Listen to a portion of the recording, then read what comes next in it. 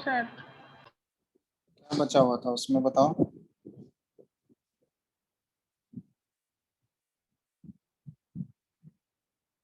तो आप क्वेश्चंस करवा रहे थे एवरेज एटॉमिक मास निकालने का।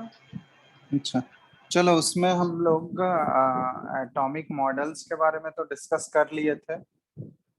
पहले हम लोग थॉमसन मॉडल डिस्कस किए थे, उसके बाद रदरफोर्ड का मॉडल डिस्कस किए थे, उसके बाद एक और बोर्स मॉडल डिस्कस किए थे। ये तीनों मॉडल डिस्कस किए थे हम लोग। Yes sir. ठीक है, तो मेनली यही तीनों चीज पढ़ना रहता है। इसमें एक और चीज बचा हुआ है हम लोग का, वो एक्चुअली हमको बताना था कि कैथोड रे ट्यूब एक्सपेरिमेंट कैसे हुआ था, मतलब इलेक्ट्रॉन का डिस्कवरी कैसे हुआ था कैथोड रे ट्यूब एक्सपेरिमेंट के थ्रू, और एक प्रोटॉन का डिस्कवरी कैसे हुआ था एनोड रे एक्सपेरिमेंट, है ना। ये दो रेज के बारे में हम लोग डिटेल में करते हैं, एक कैथोड रे और दूसरा एनोड रे। ठीक है, तो पहले देख लेते हैं हम लोग cathode ray experiment. Cathode ray experiment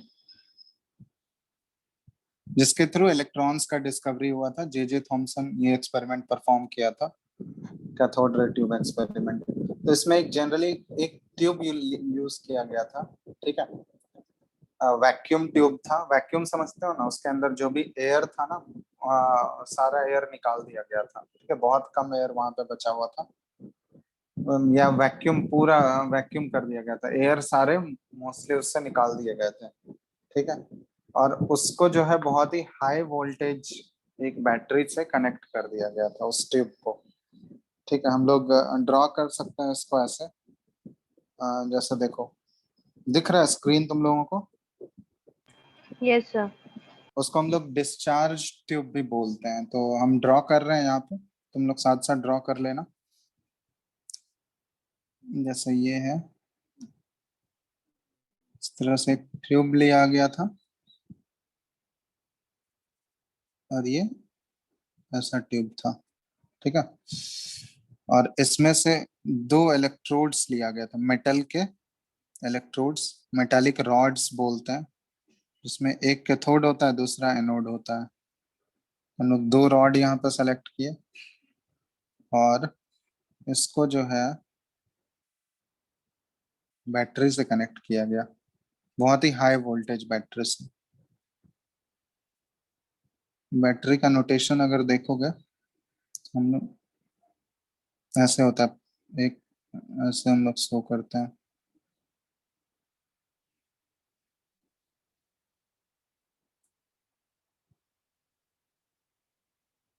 ठीक है, तो ये बैटरी का नेगेटिव एंड हो गया, ये बैटरी का पॉजिटिव एंड हो गया। तो जो इलेक्ट्रोड बैटरी के पॉजिटिव एंड से कनेक्टेड है, इसको बोला जाता है एनोड। क्या बोला जाता है? एनोड। और जो बैटरी के negative terminal of the battery से कनेक्टेड है, उसको क्या बोला जाता है? कैथोड। समझ रहे हो बात? Yes sir.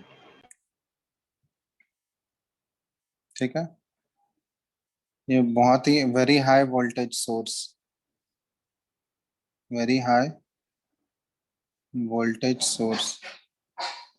ठीक है, और ये है डिस्चार्ज ट्यूब हमारा, और इसके अंदर एयर जो है ना, मतलब बहुत ही लो प्रेशर पे एयर है, air at a very low pressure.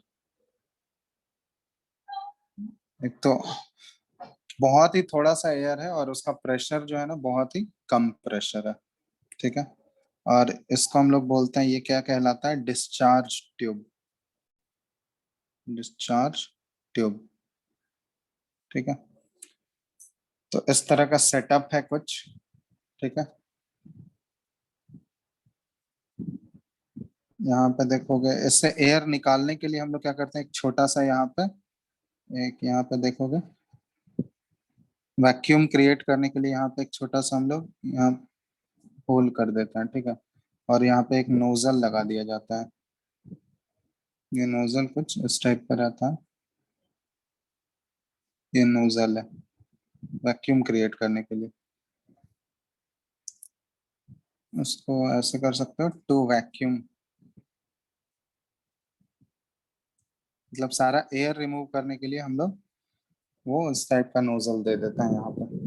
ठीक है, और इसके पीछे जो है ना फ्लोरेसेंट सरफेस हम लोग क्रिएट करते हैं, कुछ फ्लोरेसेंट स्क्रीन जैसा हम लोग यहाँ पे बनाते हैं, मतलब कुछ केमिकल सप्लाई किया जाता है, वो केमिकल्स क्या होते हैं, ग्लो करने लगते हैं। ठीक है, फ्लोरेसेंट सब्सटेंस हम लोग यहाँ पे रब करते हैं, इसको बोला जाता है फ्लोरेसेंट सब्सटेंस। ऐसे लिख लेना।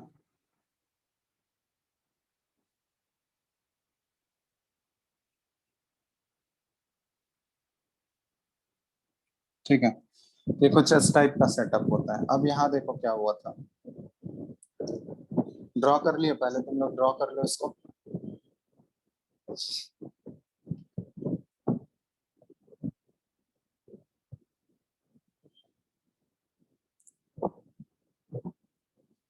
ड्रॉ कर चुके हो, दिख रहा है ना सबको?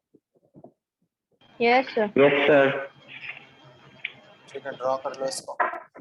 अब यहाँ पे देखो, जैसे ही इसको ये हाई वोल्टेज सोर्स से कनेक्ट किया ना, तो यहाँ पे एक इनविजिबल रे जनरेट हुआ, और वो इनविजिबल रे जो है वो कैथोड से किसकी तरफ गया, एनोड की तरफ जाने लगा।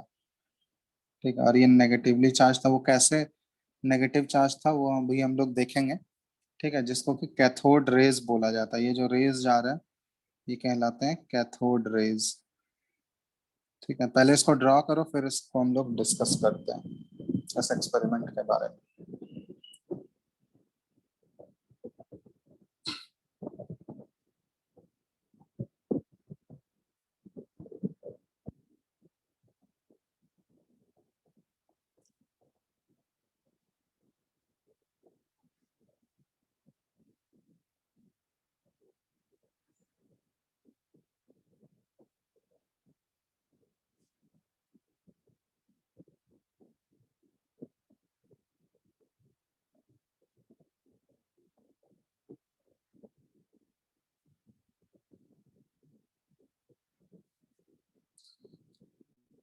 कर चुके हो ड्रॉ?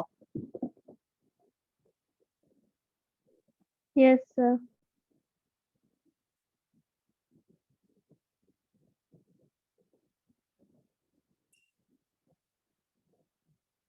ठीक है, अब देखो यहाँ पे एक्चुअली क्या हुआ कि जैसे ही ये जो इलेक्ट्रोड है ना, एक कैथोड लिया गया, एक एनोड लिया गया, जैसे ही इससे इलेक्ट्रिक करंट पास किया, मतलब जैसे ही इसको हम लोग बैटरी से कनेक्ट किए, तो क्या देखा ना, ये रेज जो निकल रहा है यहाँ पे, ये कैथोड रेज बोला जाता है, क्योंकि ये कैथोड से निकल के एनोड की तरफ जा रहा है। तो ये रेज विजिबल नहीं होता है, इनविजिबल रेज होता है। लेकिन ये पता कैसे चला कि रेज निकल रहा है, क्योंकि जो एनोड के पीछे एक सरफेस अप्लाई, एक फ्लोरेसेंट सरफेस क्रिएट किया गया था। फ्लोरेसेंट सब्सटेंस हम लोग पीछे रब किए थे उसके एनोड के पीछे, है ना। तो वो सब्सटेंस का काम क्या है, जैसे ही उसको कोई रेज स्ट्राइक करेगा ना, तो वो ग्लो करने लगता है। समझ रहे हो बात? फ्लोरेसेंट सब्सटेंस, फ्लोरेसेंट सुने हो ना तुम लोग, ग्लो, वैसा सब्सटेंस जो ग्लो करता है उसको हम लोग फ्लोरेसेंट सब्सटेंस बोलते हैं। तो जैसे ही इसको इलेक्ट्रिक करंट से मतलब बैटरी से जैसे ही कनेक्ट किया गया, तो ये देखा गया कि एनोड के पीछे जो हम लोग अप्लाई किए थे फ्लोरेसेंट सब्सटेंस, तो वो सरफेस जो है ना अचानक से अपने आप ग्लो करने लगा। तो अचानक से ग्लो करने लगा, तो इसका मतलब क्या हुआ, वो खुद से तो ग्लो नहीं करेगा। ग्लो तभी करेगा जब उसको कोई ना कोई रेज आके स्ट्राइक कर रहा होगा, तभी तो वो ग्लो करेगा ना। Yes sir. और वो रेस किसकी तरफ से आ रहा होगा, ऑब्वियसली अपोजिट एंड से आ रहा होगा। और अपोजिट एंड पे कौन सा इलेक्ट्रोड प्रेजेंट है, कैथोड। कैथोड। तो ऑब्वियसली यहाँ से ये चीज पता चला कि ऑब्वियसली कोई ना कोई रे तो निकल रहा है, और वो रे ओरिजिनेट कहाँ से हो रहा है, कैथोड से ओरिजिनेट हो रहा है। और वो किसकी तरफ मूव कर रहा है, एनोड की तरफ मूव कर रहा है। तभी तो वो एनोड के पीछे वाले स्क्रीन को स्ट्राइक किया जाके। समझ रहे हो? तो इससे ये कंक्लूड किया गया कि वो रेज जो है कैथोड से ओरिजिनेट हो रहा है।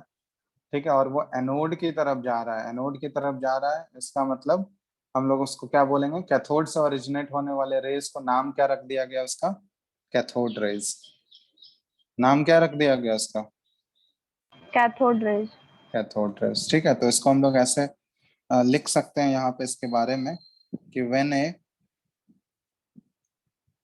हाई वोल्टेज, ठीक है,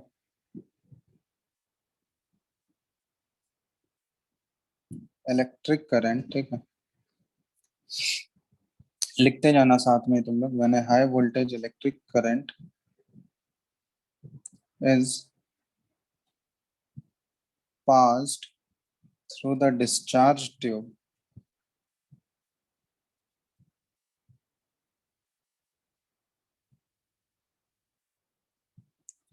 containing a gas at a very low pressure। ठीक है, तो क्या देखा गया, एक ग्रीन कलर का फ्लोरेसेंस देखा गया, पीछे जो स्क्रीन था ना वो ग्रीनिश कलर में ग्लो करने लगा।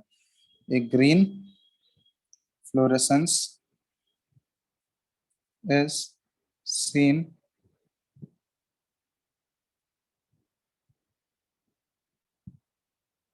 coming out of the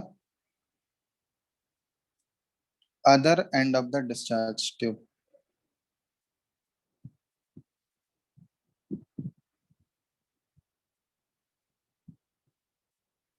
ठीक है, ये जो था ये नेगेटिव टर्मिनल था, यहाँ पे माइनस लगा दो, नेगेटिव टर्मिनल, और ये पॉजिटिव टर्मिनल था। ठीक है, तो अब यहाँ पे हम लोग क्या लिख रहे हैं कि the fluorescence is a result of, यहाँ पे लिख सकते हैं हम लोग ऐसे लिखो, this fluorescence is the result of the rays emitted from, कहाँ से एमिट हो रहा है बताओ, कैथोड से। कैथोड एक्चुअली नेगेटिव प्लेट है, नेगेटिव प्लेट, और ये किसकी तरफ मूव कर रहा है बताओ, टुवर्ड्स द एनोड। एनोड, और एनोड क्या कहलाता है, पॉजिटिव प्लेट।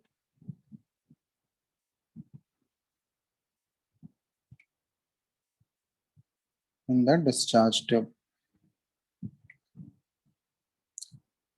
और ये रेस कैथोड से ओरिजिनेट हो रहे थे, इसलिए इनका नाम क्या रखा गया, cathode rays. Hence these rays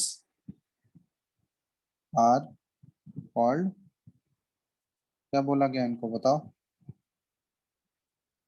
cathode rays. ठीक है, और जे जे थॉमसन जो है इन सभी कैथोड रेज के कैरेक्टरिस्टिक्स के बारे में स्टडी किया था, और कंस्टिट्यूएंट्स के बारे में, कैथोड रेज में एक्चुअली जो कंस्टिट्यूएंट्स हैं वो है क्या, उसके बारे में स्टडी कौन किया था, जे जे थॉमसन। ठीक है, तो पहले इसको लिखो तुम लोग, उसके बाद हम एक्सप्लेन करते हैं कैरेक्टरिस्टिक्स क्या क्या होता है।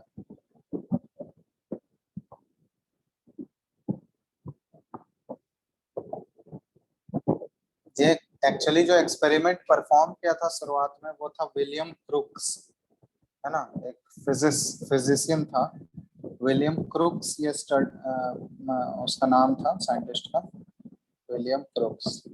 ये एक्सपेरिमेंट परफॉर्म किया था सबसे पहले विलियम क्रूक्स, और जे जे थॉमसन क्या किया था, ये जो कैथोड रेज आए थे जो निकल रहे थे, उनका वो कैरेक्टरिस्टिक्स को एक्सप्लेन किया था कि कैथोड रेज का कैरेक्टरिस्टिक्स क्या क्या है और उसके अंदर कॉन्स्टिट्यूएंट क्या क्या है।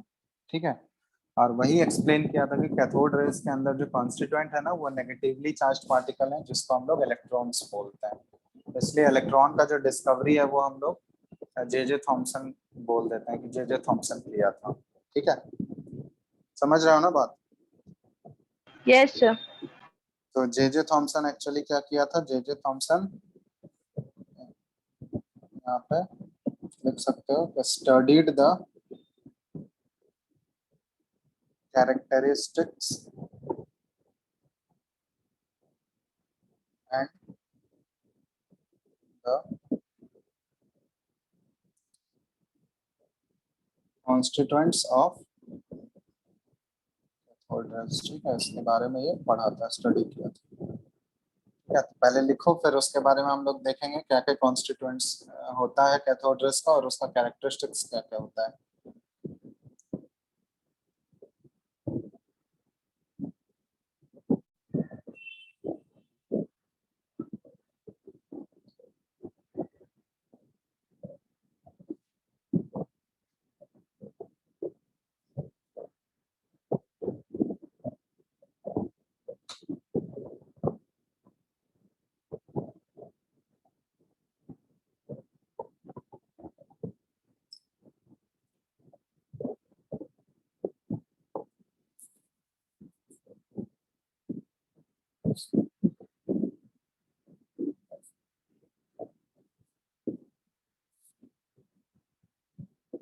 हो गया, लिख लियो। Hello hello, yes sir. लिख चुके हो तुम लोग? Yes sir. सब लोग लिख लियो? Yes sir. Yes sir. चलो अब हम लोग देखते हैं कि क्या क्या कैरेक्टरिस्टिक्स आया था। जो जे जे थॉमसन इनके कैरेक्टरिस्टिक्स को स्टडी किया था, कैरेक्टरिस्टिक्स पूछा जाता है।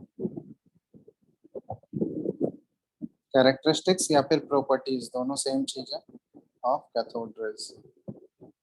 कैथोड रेज एक इनविजिबल रे था, ठीक है, ये दिखता नहीं था, आंख से नहीं दिखेगा, ठीक है। तो ये कैथोड रे का पहला प्रॉपर्टी जो आया ये था, it travels in a straight line. Cathode rays travel in a straight line. ये एक इलेक्ट्रोमैग्नेटिक वेव की तरह ही था जो कि स्ट्रेट लाइन में ट्रैवल करता है, ठीक है। दूसरा ये cathode rays are negatively charge, और ये नेगेटिवली चार्ज का मतलब, ये नेगेटिवली चार्ज कब कंफर्म हुआ? ये कंफर्म हुआ जब डिस्चार्ज ट्यूब के अपोजिट साइड्स में ना इलेक्ट्रिक फील्ड या मैग्नेटिक फील्ड अप्लाई किया गया। तो जैसे ही देखा गया ना, जैसे मान लो इलेक्ट्रिक फील्ड हम लोग अप्लाई करते हैं, तो इलेक्ट्रिक फील्ड में क्या होता है ना, एक एंड होता है पॉजिटिव और एक एंड होता है नेगेटिव, है ना। एक साइड पॉजिटिव होता है, दूसरा साइड नेगेटिव होता है। तो जैसे ही इस कैथोड रे जैसे ही ट्रेवल कर रहा था कहीं से, डिस्चार्ज ट्यूब के अंदर से ट्रेवल कर रहा था, तो उसके हम लोग उसके अराउंड अगर इलेक्ट्रिक फील्ड अप्लाई कर दिए, तो देखा गया कि जो रेज है ना वो किसकी तरफ डिफ्लेक्ट कर गए? पॉजिटिव प्लेट की तरफ डिफ्लेक्ट कर गए। जिस साइड इलेक्ट्रिक फील्ड का पॉजिटिव प्लेट था उस साइड ये रेज डिफ्लेक्ट कर गए। और अगर वो पॉजिटिव प्लेट की तरफ डिफ्लेक्ट कर रहा है, इसका मतलब क्या हुआ कि उसके अंदर कुछ ना कुछ तो चार्ज है। कौन सा चार्ज होगा? पॉजिटिव की नेगेटिव। तरफ, पॉजिटिव की तरफ अगर वो अट्रैक्ट हो रहा है, इसका मतलब उसके अंदर अपोजिट चार्ज है। तो अपोजिट चार्ज, पॉजिटिव का अपोजिट चार्ज कौन सा होगा? Negative.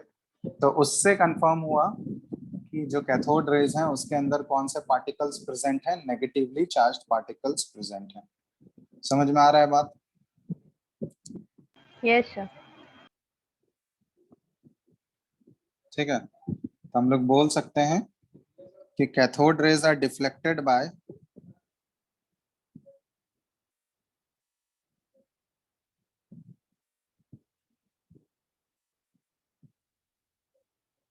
deflected by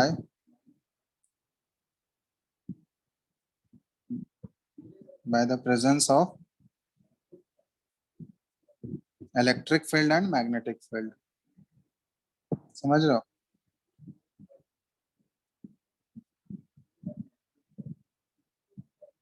electric field और मैग्नेटिक फील्ड के प्रेजेंस में ये स्ट्रेट लाइन में ट्रैवल नहीं कर पाएगा, वो डिफ्लेक्ट हो जाएगा, ठीक है। और डिफ्लेक्शन से ये पता चला कि cathode raise consist of negatively charged particles, जिसको क्या बोला जाता है? Electrons. Cathode rays consists of negatively charged particles, और वो नेगेटिवली चार्ज पार्टिकल्स को क्या बोला गया? नोन एज, क्या बोला गया? इलेक्ट्रॉन्स। इलेक्ट्रॉन्स। ठीक है, नेगेटिवली चार्ज पार्टिकल को बोला गया इलेक्ट्रॉन्स। हम लोग बोल सकते हैं कि कैथोड रेज जो है ये ओरिजिनेट कहाँ पे हो रहा है?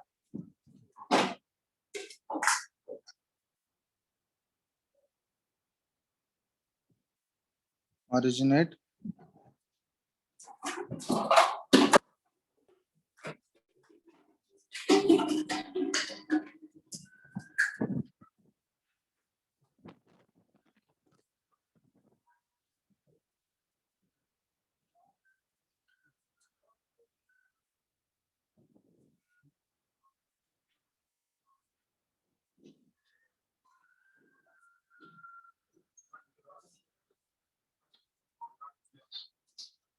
Hello hello, yes sir. आवाज आ रहा है? Yes sir. अच्छा रुको, 2 मिनट रुको तो आ रहा है 1 मिनट। ठीक है। Okay sir. Okay.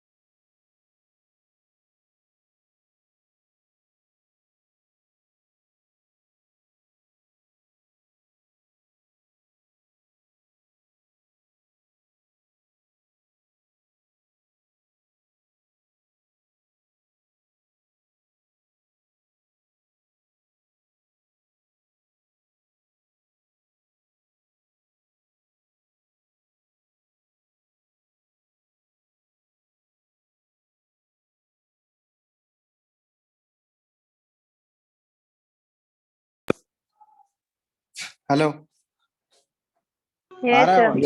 Yes, sir. चलो ठीक है, 1 मिनट रुको।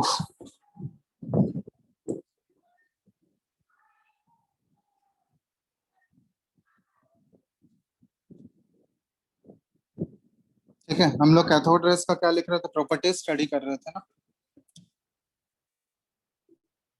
लिख चुके हो यहाँ तक? Yes sir. हाँ, cathode rays originate at the cathode. Screen दिख रहा है ना? Yes sir.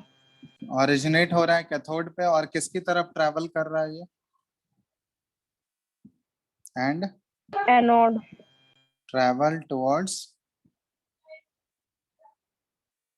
एनोड। ठीक है, ये ध्यान रखना। एनोड हो गया हमारा पॉजिटिवली चार्ज प्लेट या पॉजिटिवली चार्ज इलेक्ट्रोड। ठीक है, और कैथोड हो गया हमारा नेगेटिवली चार्ज इलेक्ट्रोड। समझ रहे हो? Yes sir. कैथोड होता है नेगेटिवली चार्ज इलेक्ट्रोड। ठीक है, यहाँ पे लिख सकते हो ब्रैकेट में, कैथोड जो है ये नेगेटिवली चार्ज इलेक्ट्रोड है, और एनोड जो है ये हमारा positively charge electrode.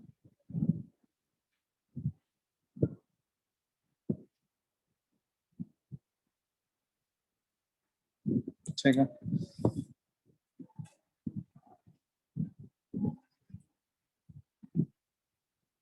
Next important point है ये, the properties of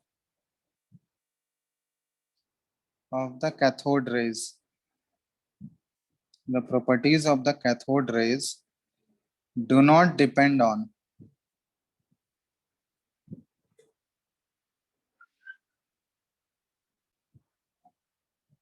the electrodes and the gas used in the vacuum tube.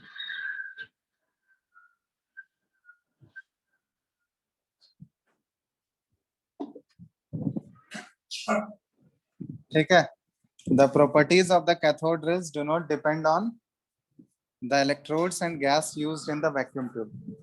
मतलब वो नेचर ऑफ द गैस पर डिपेंड नहीं करेगा कि उस डिस्चार्ज ट्यूब में हम लोग कौन सा गैस लिए हैं, उससे कैथोड रेज के प्रॉपर्टीज में कोई फर्क नहीं पड़ेगा। या फिर कौन सा मेटल का हम लोग इलेक्ट्रोड, जो 2 इलेक्ट्रोड यूज करते हैं ना हम लोग, समझ आ रहा है? एक कैथोड और एनोड जो यूज करते हैं हम लोग, तो उसके नेचर पे भी डिपेंड नहीं करेगा कि वो मेटल जो है या मटेरियल जो यूज किए हम लोग वो कौन से मेटल का है।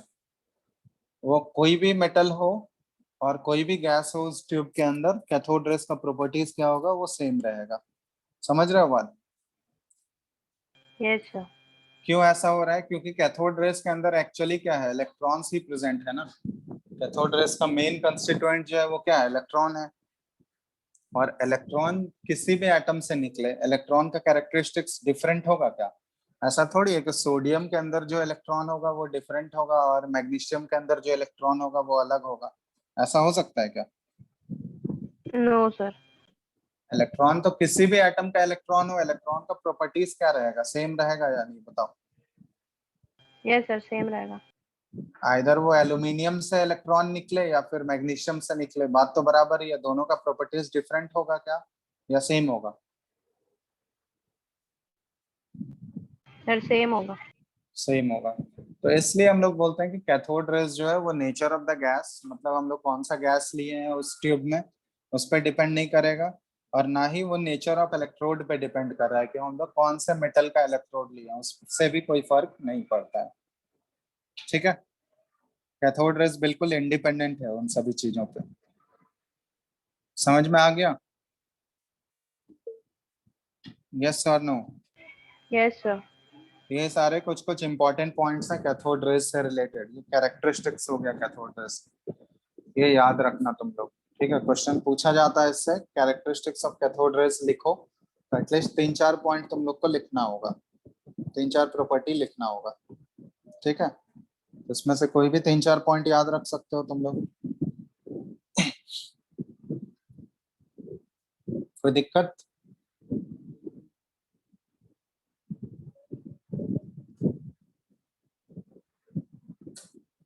No sir.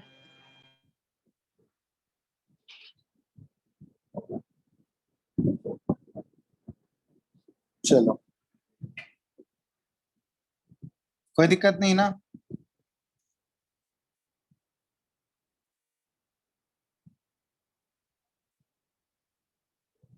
लिख लियो इसको, नोट कर लियो सब लोग। Yes sir. Yes sir. चलो, तो नेक्स्ट हम लोग देखते हैं, कैथोड रे हो गया, नेक्स्ट हम लोग देखते हैं एनोड रेज के बारे में।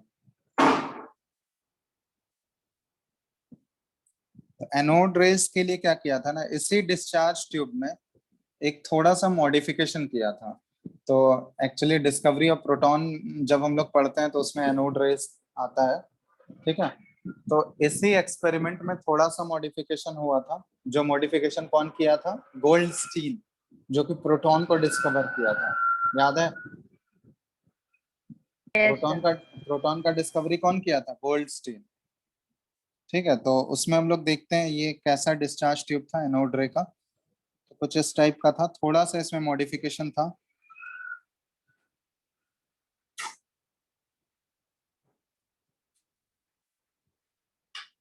ठीक है,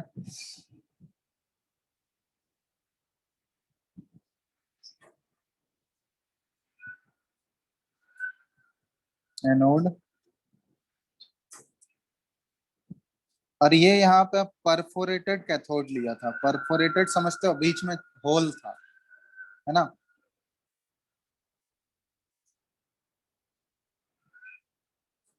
इसको हम लोग कनेक्ट कर दिए हाई वोल्टेज से।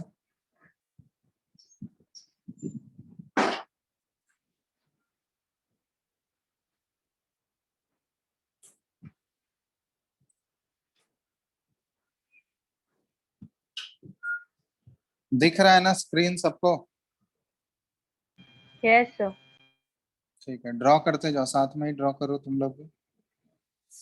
यहाँ पे भी वैक्यूम क्रिएट करने के लिए छोटा सा ये स्पेस छोड़ा गया था।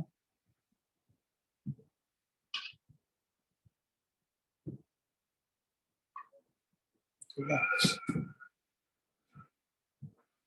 अब यहाँ पे ध्यान देना, ये जो है ये है परफोरेटेड कैथोड।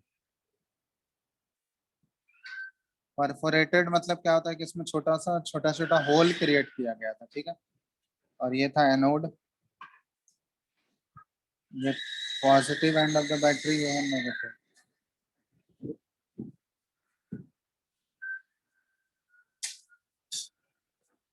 आवाज आ रहा है या नहीं?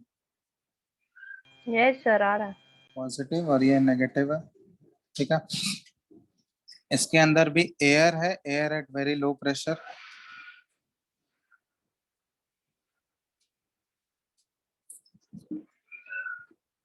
ठीक है। और ये इसको वैक्यूम क्रिएट करने के लिए टू वैक्यूम हम, ये भी है हाई वोल्टेज सोर्स,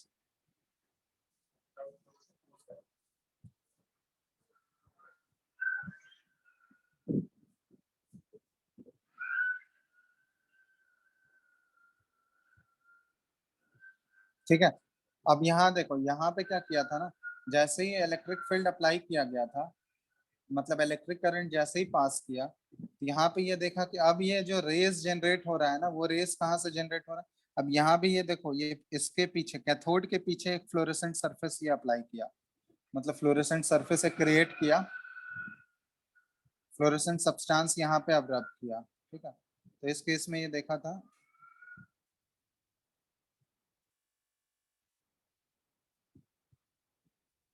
सब्सटेंस, ठीक है। तो अब देखा गया कि जैसे इसको इलेक्ट्रिक करंट जैसे ही पास किया गया इसमें, तो एक रेज जनरेट हुआ कहाँ से, एनोड से, और वो किसकी तरफ जाने लगा, किसकी तरफ जा रहा था, कैथोड।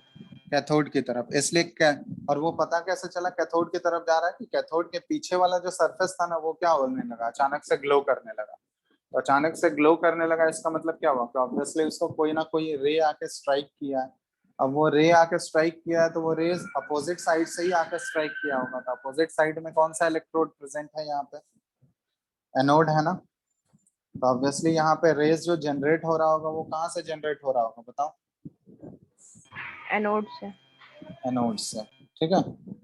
तो इसलिए इस रेस को बोला गया एनोड रेज, या फिर इसका नाम कैनल रेज भी रखा गया, ठीक है। तो हम लोग यहाँ पे बोल सकते हैं कि व्हेन इलेक्ट्रिक करंट, ऐसे लिख सकते हैं हम लोग,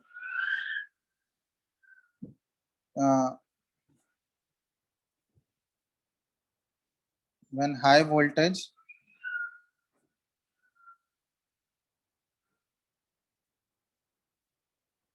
electric current is passed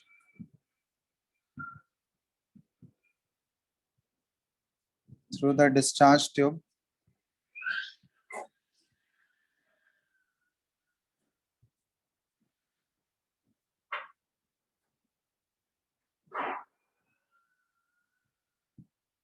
तो क्या हुआ, जैसे ही high voltage electric current pass किया गया, तो इसमें क्या देखा गया, ऑब्जर्व क्या गया,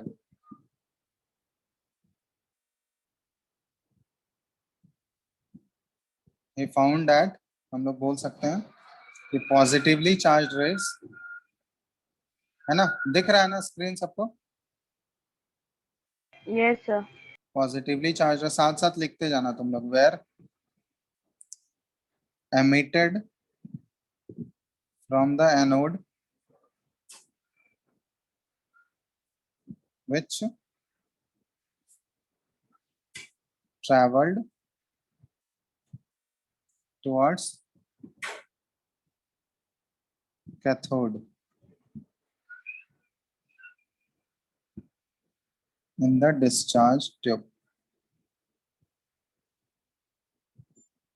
ठीक है। और इसी रेस को क्या बोला गया, this rays were called anode rays, या फिर एक और नेम रखा गया था इसका, या फिर कैनल रेज, ठीक है। एनोड रेज या फिर कैनल रेज, समझ में आ रहा है बात। Yes sir.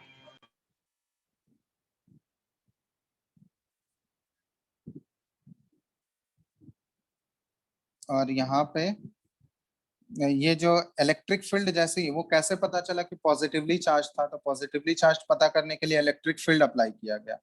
तो when an electric field is applied, तो इलेक्ट्रिक फील्ड अप्लाई करने से ये क्या हुआ, ये सारे रेज जो है वो नेगेटिवली चार्ज प्लेट की तरफ डिफ्लेक्ट होने लगे। तो नेगेटिवली चार्ज प्लेट की तरफ डिफ्लेक्ट हो रहे हैं, तो ऑब्वियसली इसके अंदर जो चार्ज होगा वो कौन सा होगा, पॉजिटिव चार्ज, ठीक है। तो हम लोग बोल सकते हैं कि when electric field was applied, these rays deflected towards the negatively charged plate.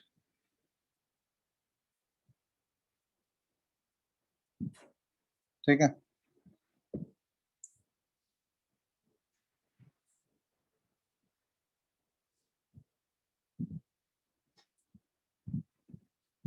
तो इससे क्या कंक्लूड किया गोल्डस्टीन, क्या कंक्लूड किया? तो इस एक्सपेरिमेंट के थ्रू गोल्डस्टीन ये कंक्लूड किया, हम लोग बोल सकते हैं कि thus Goldstein concluded that an atom contains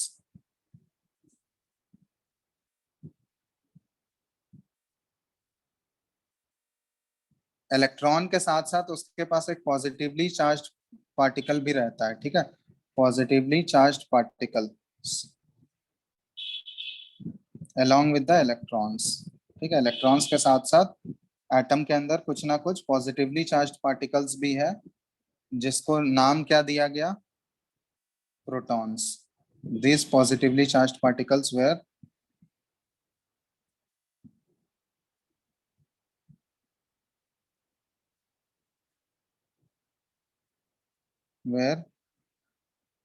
named as, क्या नेम दिया गया बताओ? प्रोटॉन्स। प्रोटॉन्स, ठीक है।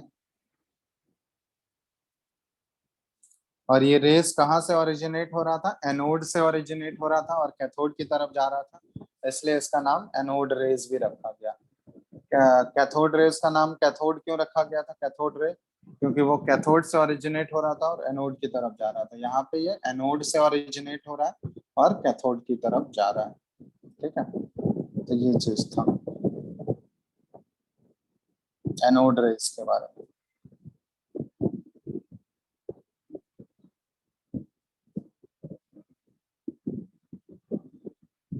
अब यहाँ पे एक चीज ध्यान देना, जैसे कैथोड रेस में जो कॉन्स्टिट्यूएंट था, वो कैथोड रेस का कॉन्स्टिट्यूएंट क्या था? उसमें सिर्फ इलेक्ट्रॉन्स पाया जाता था, है ना, इलेक्ट्रॉन्स ही था ना कैथोड रेस का कॉन्स्टिट्यूएंट। Yes sir.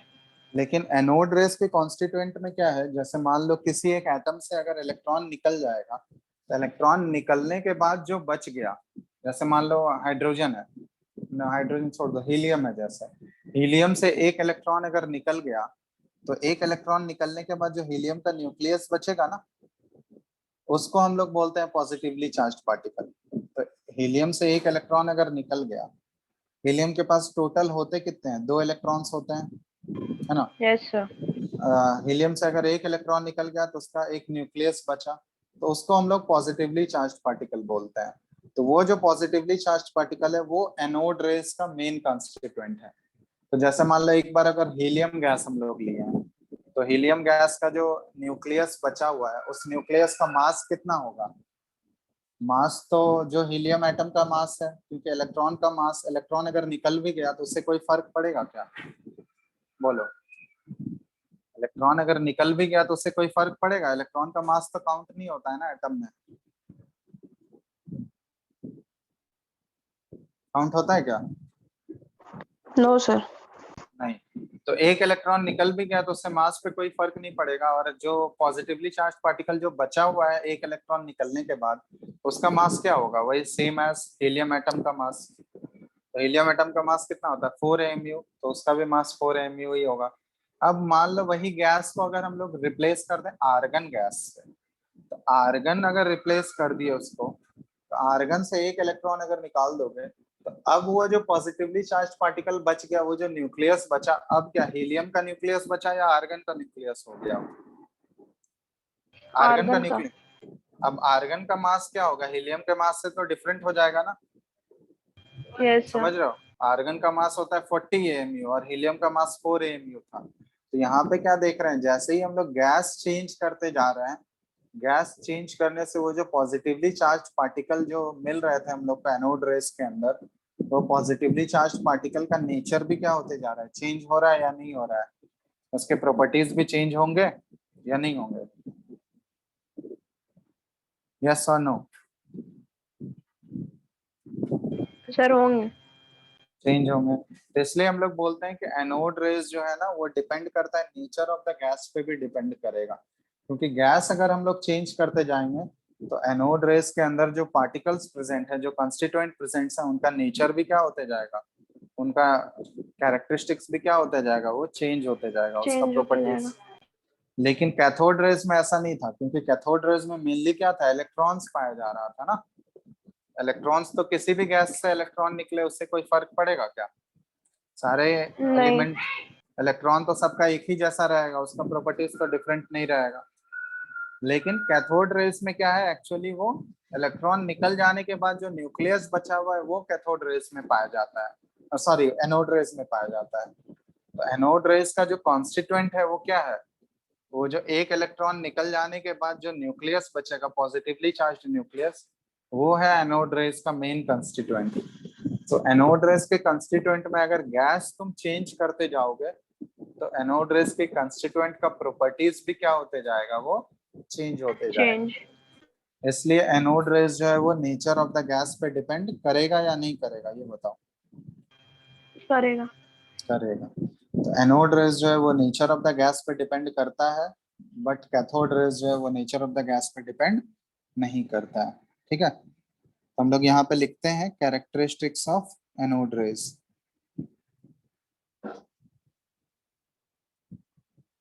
तो यही बस डिफरेंस है कैथोड रेज और एनोड रेज में, बाकी सारे कैरेक्टरिस्टिक्स तो सेम रहेंगे। पहला कि anode rays travel in a straight line, ये भी स्ट्रेट लाइन में ट्रैवल करता है।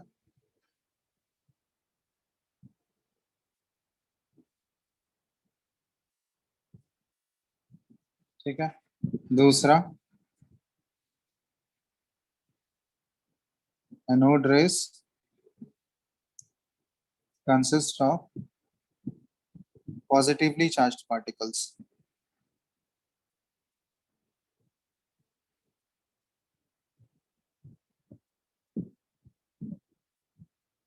और इन पॉजिटिवली चार्ज पार्टिकल्स का मास जो होता है ना, their mass is virtually the same as that of the atoms from which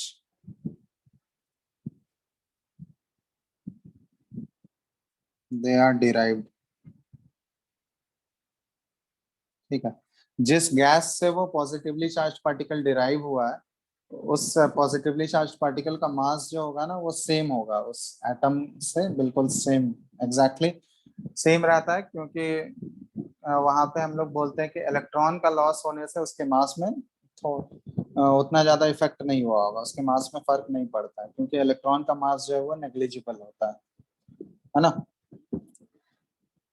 yes sir.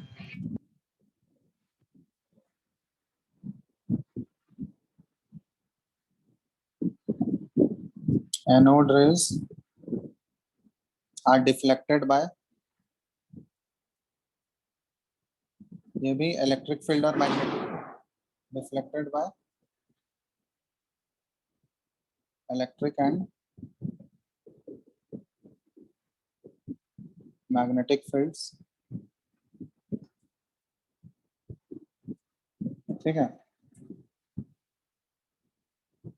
Just as the cathode rays, जैसे कैथोड रेज डिफ्लेक्ट हो रहा था उसी तरह एनोड रेज भी डिफ्लेक्ट होगा, बट इसका डिफ्लेक्शन का डायरेक्शन क्या होगा, अपोजिट डायरेक्शन में होगा कैथोड रेज से। समझ रहे हो ना बात,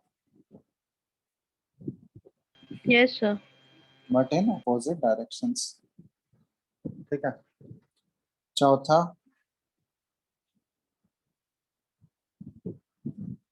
the properties of anode rays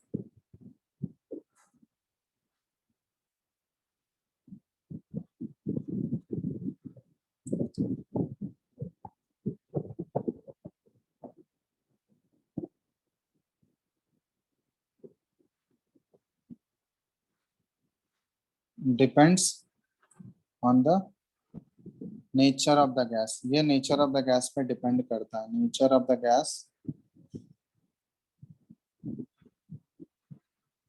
used in the discharge tube। समझ रहे हो ना बात? नेचर ऑफ द गैस अगर तुम चेंज करोगे तो एनोड रेस का प्रॉपर्टीज भी क्या हो जाएगा, वो चेंज। चेंज हो जाएगा। और एनोड रेस ओरिजिनेट कहाँ से होता है?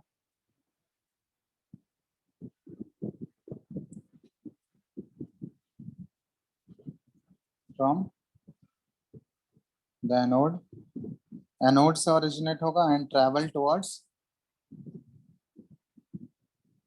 किसकी तरफ ट्रेवल करेगा? कैथोड। ये कुछ कुछ बेसिक प्रॉपर्टीज हो गए एनोड रेस के, ठीक है। एनोड रेस का दूसरा नेम क्या है? इसको कैनल रेस भी बोला जाता है।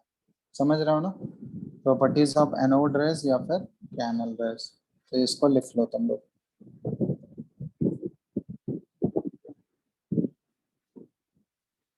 तो यही चीज हम लोग का बस बचा हुआ था, एनोड रेस और कैथोड रेस के बारे में डिस्कस करना था हम लोगों को। लिख चुके हो? देख लो। सर लास्ट वाला पॉइंट में। लिख लो।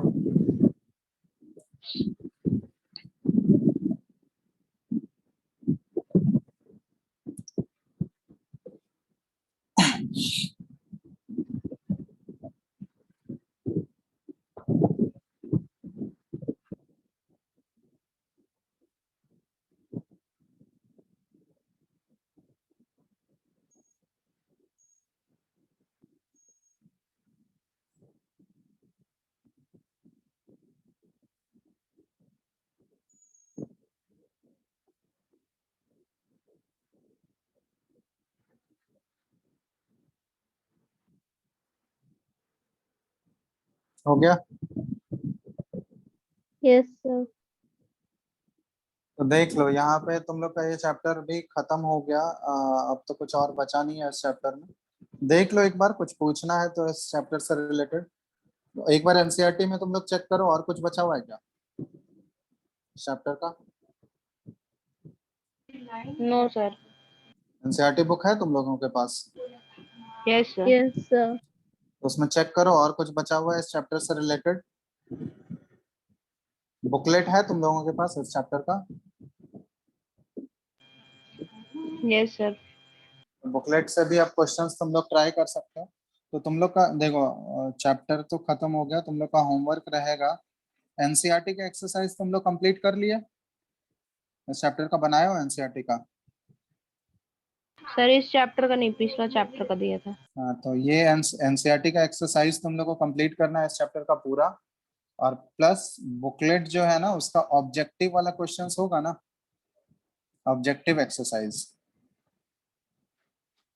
दिया हुआ है बुकलेट में, ऑब्जेक्टिव वाला। Yes sir. तो ऑब्जेक्टिव वाला एक्सरसाइज बुकलेट से कर सकते हो तुम लोग अब। ठीक है, तो एनसीईआरटी का एक्सरसाइज पूरा अच्छे से करना है तुम लोगों को, एक एक क्वेश्चन सारा। कुछ कुछ क्वेश्चन तो हम करा ही दिए थे क्लास में। बाकी जो बचा हुआ है वो सब, मतलब सब एक बार कर ही लेना, एक जगह लिख लेना, ठीक है। वो तुमको स्कूल में भी काम हेल्प करेगा। ठीक है, तो एनसीईआरटी का एक्सरसाइज कंप्लीट कर लेना, उसके बाद बुकलेट के ऑब्जेक्टिव वाला एक्सरसाइज कंप्लीट कर लेना। ठीक है। और कुछ बच गया इसमें? आइसोटोप्स, आइसोबार्स, ये सारा चीज हम डिस्कस कर ही लिए थे लास्ट क्लास में। Yes sir. फिर आइसोटोप्स के केस में हम लोग एवरेज एटॉमिक मास कैसे निकालते हैं, वो सारा क्वेश्चंस डिस्कस किए थे। Yes sir. Yes sir. फिर इलेक्ट्रॉन्स प्रोटॉन्स के बारे में हम लोग डिस्कस कर ही लिए, कैथोड रे एनोड रे। फिर सारे एटॉमिक मॉडल्स को डिस्कस कर लिए हैं। ठीक है, और तो कुछ नहीं बचा हुआ है ना इस चैप्टर में, देख लो। सर पूरा कंप्लीट हो गया। दो चैप्टर तुम लोग का हो गया, ठीक है। अब उसके बाद इधर का पीछे का दो चैप्टर तो हो गया, अब शुरुआत का दो चैप्टर बचा हुआ है ना। एक मैटर इन आवर सराउंडिंग है, पहला चैप्टर। और दूसरा कौन सा? Is matter around us pure. Yes sir. Matter in our surrounding वो तो स्कूल में हो गया होगा तुम लोगों का। Yes sir. वो तो बहुत ही आसान चैप्टर है, उसमें कोई डाउट है क्या तुम लोगों को? No sir. हाँ, तो चैप्टर हो गया है ना तुम लोग के स्कूल में, देखो यस सर। कुछ यस उससे सर हो रिलेटेड। ही गया। हाँ, तो चलो फिर उसको हम नेक्स्ट क्लास में वही चैप्टर स्टार्ट करेंगे, ठीक है। जो जो थोड़ा बहुत बताना है वो सब बताएंगे, और जो भी डाउट होगा उस चैप्टर से, क्योंकि ऑलरेडी तुम लोग एक बार पढ़ ही चुके हो, एक बार रिवीजन टाइप का हम लोग कर लेंगे उस चैप्टर का, ठीक है। और कुछ एक्स्ट्रा कुछ बताना होगा तो वो भी डिस्कस कर लेंगे हम लोग उसमें, ठीक है। और जो भी डाउट होगा उससे रिलेटेड वो हम लोग नेक्स्ट क्लास में उस चैप्टर को हम लोग स्टार्ट करेंगे। शुरुआत वाला फर्स्ट चैप्टर जो है तुम लोग का, मैटर इन आवर सराउंडिंग, ठीक है। तो ये वाला चैप्टर स्ट्रक्चर ऑफ एटम ये भी कंप्लीट हो गया। ये तुम लोग कंप्लीट कर लेना एनसीईआरटी का एक्सरसाइज और बुकलेट का ऑब्जेक्टिव वाला पार्ट, है ना। ये नेक्स्ट क्लास में कंप्लीट करके रखना। इसमें भी कोई अगर डाउट होगा तो वो नेक्स्ट क्लास में पूछ लेना, ठीक है। यस कोई दिक, यस सर। कोई दिक्कत और कुछ पूछना है? No sir. चलो फिर तो आगे हम लोग नेक्स्ट क्लास में करते हैं। इतना करके रखो तुम लोग, ठीक है। Okay sir. ओके चलो बाय।